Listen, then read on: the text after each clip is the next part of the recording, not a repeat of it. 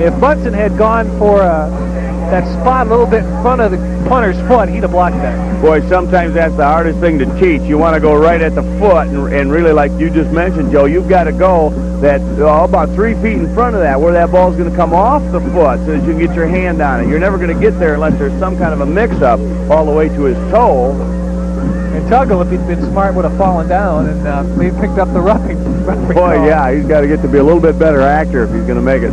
He just sort of sidestepped Munson and let him roll by, and the Mustangs have too many men on the field, I think. They're going to call timeout. May have a little bit of a mix-up. They've got an awful lot of new people in there. They're going to try to get a lot of different people in there and move the ball a little bit. Let everybody play. Let everybody get dirty and have a great time. I think it's important, to, especially in a game like this, to clear your bench and let everybody get some game action, especially for some of the kids that have been playing all season, every day in practice, and maybe haven't seen any game action. Boy, that's it, Joe. These kids have worked all of the time. They're part of a program. You can't make a quality program like Portage Central does without the kids that are there every night, a group of kids that don't get a lot of playing time. And now it's just it's a great reward when they can get out there and they can play against somebody and all the fans here at homecoming. Jim Fowler is 86. He'll be the one wide receiver when play resumes. Kopp will be the quarterback. Other numbers, Jeremy Harper in again on the offensive line. Here comes Dargis. Jay Irwin, the new center.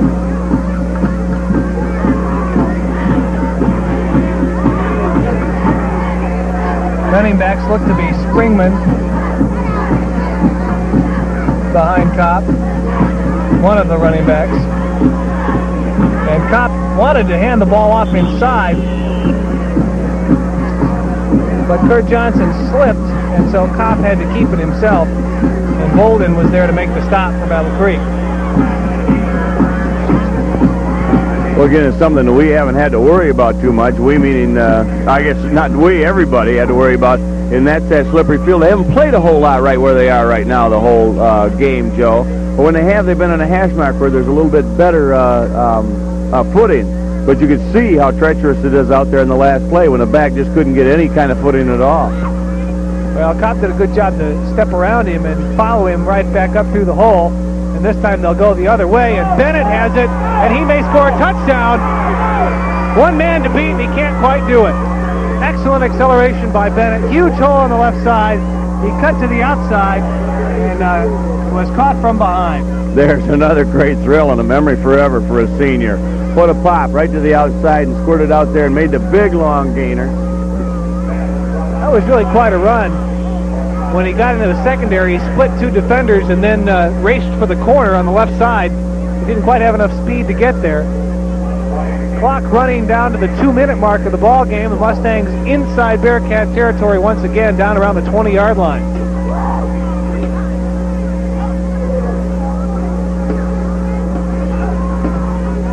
And they come back the other way to the right side.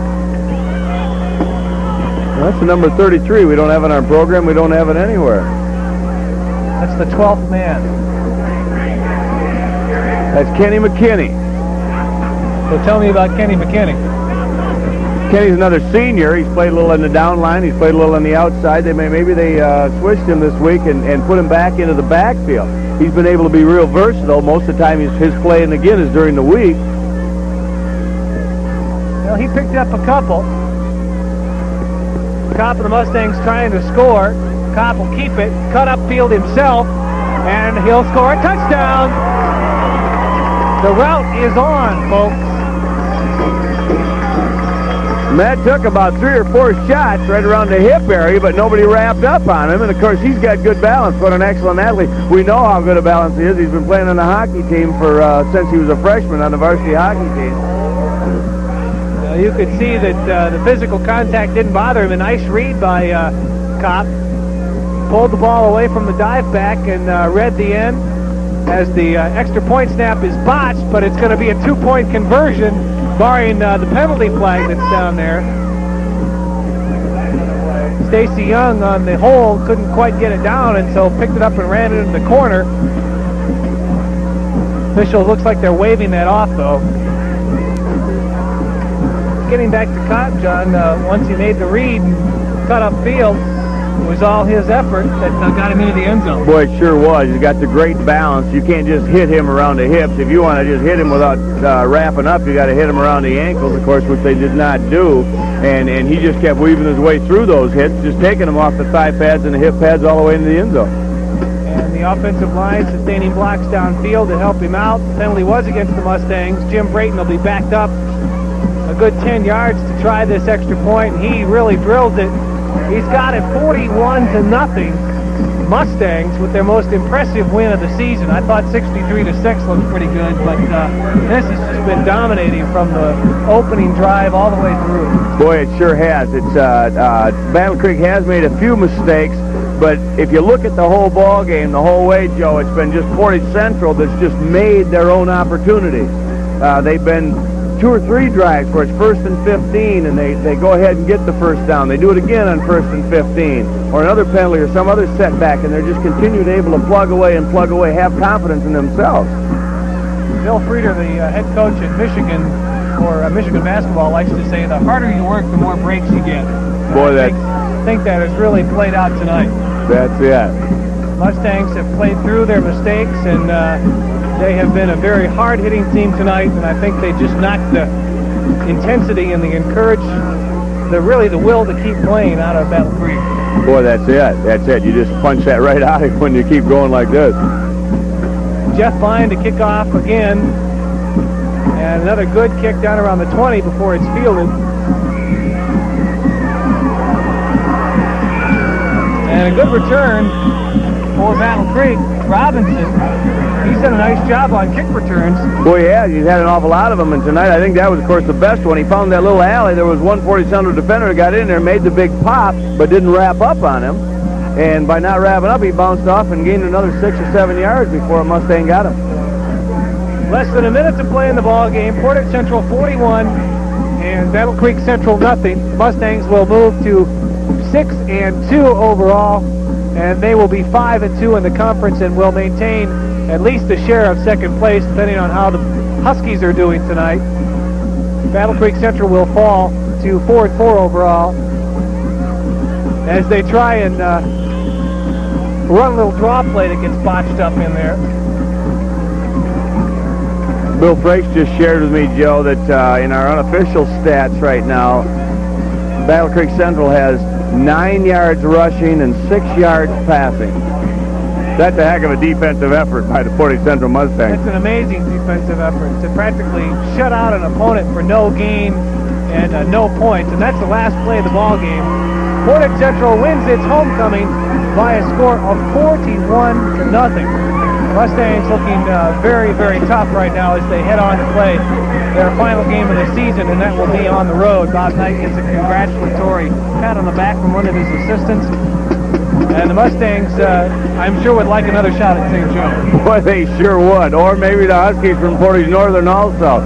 They've just come of age. They've done everything a little bit better every week to just culminate tonight when it just looked like they could do no wrong. If you wanted to draw up the way that you're going to play a football game and what you're going to do and how you're going to do it, this is a clinic. I'm sure that Coach Knight will save the videotape of this ball game and play it back a couple of times when he wants to sit back and remember what a good season he's had, because on both ends of the football, defensively, offensively, special teams, they just dominated. Boy, they sure did, Joe. Like you said, they just did everything exactly the way it's drawn up in the playbook. It's talked about on the practice field. Everything just kind of fell together. Not fell together, it was put together by all the coaches, the players, and everybody else that's associated with this ball club, and they just had a super night. As you look at the seniors leaving, you realize that you're going to have to replace a Marty Williams and a Doug Roberts and those kind of folks, but you've got to be encouraged by who's coming back. Boy, you sure do. When you looked at that down line, and boy, the down line sometimes when you've got experience in that down line, and we've got Nick Rouse going to be back, Eric Munson's going to be back, we've got some other people in there, Aaron Hinkland that's going to be back, Bruce Eaton, of course, their linebacker, probably their premier linebacker, although Chris Norman has been done an excellent job. Terry Martin at a corner. We got Matt Cobb back at safety. just all kinds of people. And Dan Knight, the quarterback, we're talking about experience. He's only a sophomore, and of course Matt Kopp, who does an excellent job anytime he leaps in there when Danny's out for any reason at all. Coach Knight always talks about reloading. He's not going to have to reload. He's just going to have to cock the gun. Well, if you can find replacements on that offensive line, they'll lose Stacey Young, they'll lose Dave Sperry, they'll lose Mike Canellis, they'll lose Mike Ball, they'll lose Roberts, they'll lose Norman, and maybe Polderman too they'll lose. So they're going to have good skill people coming back, but they'll need to find offensive linemen for next season. Right. I think what they'll do in a lot of those situations is take some of those people that play off that defense. We talked about Bruce Eaton, some of those other people that can play, along with some of the kids that came in today that are juniors, came in late in the game, filled in different spots to get some playing time, that'll fill in there. And you wonder if you're playing across from a Dave Sperry or a Mike Canellis or a Doug Roberts all season, you got to be tough if you're still there now. That'll wrap things up for us here on the 1987 home football season on the Portage Central Mustang side of things anyway. Many thanks to Larry Renward, our director tonight, also our camera people, our spotter as he's been throughout the season, Bill Frakes, and of course my partner John Woodrow. It's certainly been a pleasure working with you this season. Joe, I've had a great time. It's great to work with a professional like you. We just had an awful lot of fun, I think, and it's just been great just watching all the ball games and being able to talk about them a little bit and share with the audience, of course, and I just appreciate the opportunity. It's been fun. Once again, our final score, Portage Central 41, Battle Creek Central nothing. I'm Joe Carn saying so long from McCAMLEY Field.